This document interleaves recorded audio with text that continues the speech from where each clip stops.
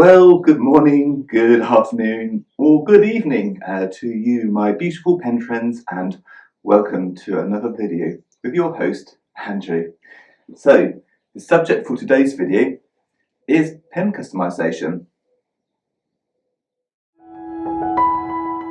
Okay, so point number one, why might you want to customize your pen? Well, you're an artist already, and you just want to try practicing and improving your skill sets. Now, I can tell you from my own, not professional, but very amateurish point of view, painting or doing anything on a pen is far more challenging than it will be doing it on a flat surface. So, it could be that you just want to improve your skill set and give yourself a challenge. Okay, and point number two. You just want to get into pen making, but pen making is expensive, and this is really a nice sort of way of actually giving yourself a bit of customization and something which looks a little bit more unique than the next pen out there. And lastly, you just really want that pen to actually stand out from the rest of the crowd. Now, I'm sure that you, if you're listening to this video, or watching this video I should say, well, listening and watching, I'm sure you know, if you collect fountain pens, how popular Lamy is. Now, they do special edition pens and even limited edition pens, but I would actually say, I think it's the Lamy Dialogue 3, I could be mistaken, but I think they're Lamy Dialogue 3 or one of their pens. I will have to double check, and then I'll put a link in the description. They do urushi pens. Now, urushi is absolutely gorgeous, and I'll talk a little bit about people later on in the video, but they're really expensive. So I thought, well, I'm an aspiring artist, why not do it myself? So that's what I did. I went out and I bought some Posca pens, and that's how I came up with this design. So that's point number three. You just really want to have your pen stand out. Now, I'll digress a little bit, but I'll put this into a little bit more context. Have you been to someone's home and spotted IKEA? Yes. Yes, I'm sure you have. And as gorgeous as IKEA can be, and I'm guilty of owning a lot of it myself, mainly because of budget, it feels very generic, doesn't it? So why not have yourself a customized pen and actually have something a little bit more unique? Now, this is partly the reason why I think that people go into getting limited or special edition pens, because they just want to have something which looks a little bit different from everything else which is on the market. So yeah, next time you're thinking about getting a pen, think about customizing it. Okay, well, that's that for that section, and we'll now move on to how I did this pen, and we'll talk also about the process of making this pen and the people which you can get in contact with should you wish to hire a professional.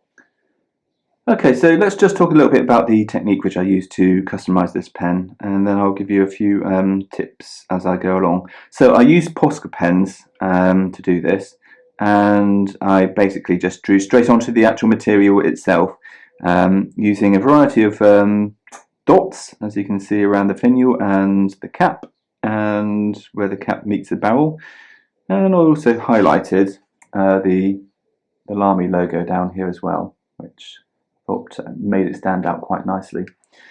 Posca pens are okay. They don't produce the finest of lines, unfortunately.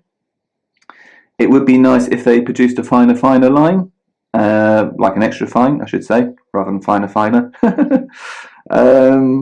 But I'm relatively happy with how this turned out. I can guarantee you there will be nobody else with a Lamy Safari with Sakura patterns on there that I know of. I'm sure perhaps there's no such thing as an original idea, and there may well be, but no one I know will have a pen which looks like this.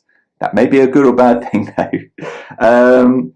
So if I was doing this again, I would have perhaps used paint brushes. I wanted to use the Posca pens purely because I wanted to have like a stiff sort of end to the actual nib.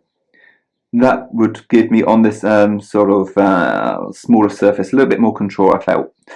But I will certainly give this a try again. Sorry, excuse me. With using paintbrushes and acrylic paint, and then see how that turns out. Now, Ryan Krusak in America was pretty much the inspiration for actually getting into pen customization.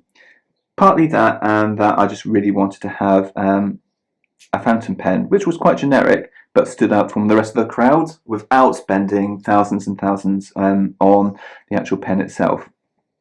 Being an artist, I always like experimenting with different surfaces and trying different medias and new techniques. So with my love of fountain pens, I thought, why not actually go ahead and modify this? So that's what I've done. The other technique you could use, and Ryan Krusak, I know I'm going to mention his name a few times here, he also uses laser engraving. Now there's also one other company which I know of which does this, is Pen 18111. Both of them produce laser etched designs and then infilled with acrylic.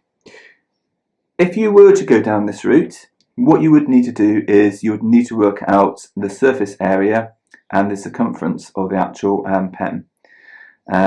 If you are going to start getting into pen customization and you don't really want to get into the technicalities of laser engraving, then certainly painting your pen, I think, would be a good venture into the wonderful world of pen customization. I'm going to just align that for my OCD sake.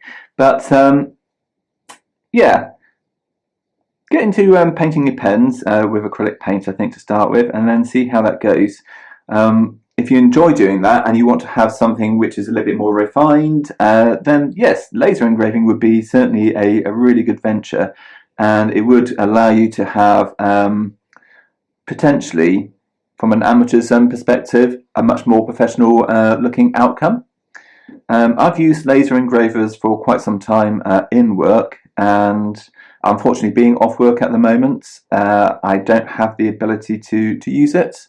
So that's a shame, but in the future, should you ever want to get into creating some custom fountain pens, certainly consider using laser engravers or potentially hand painting. Well, that's all I can really talk about in this video. Apologies that I didn't actually show you a drawing sample today, but this board needs to be cleaned out and restored a little bit. I've left it dry a little bit too long. Sorry, I've got hiccups this morning. Anyway, thank you for listening, and I do hope to see you in the next video. Again, if there's any constructive feedback you'd like to give, please leave them in the comments below, and if you enjoy the content and wish to see any future content, please do consider subscribing. Thank you for listening, and I shall see you in the next video.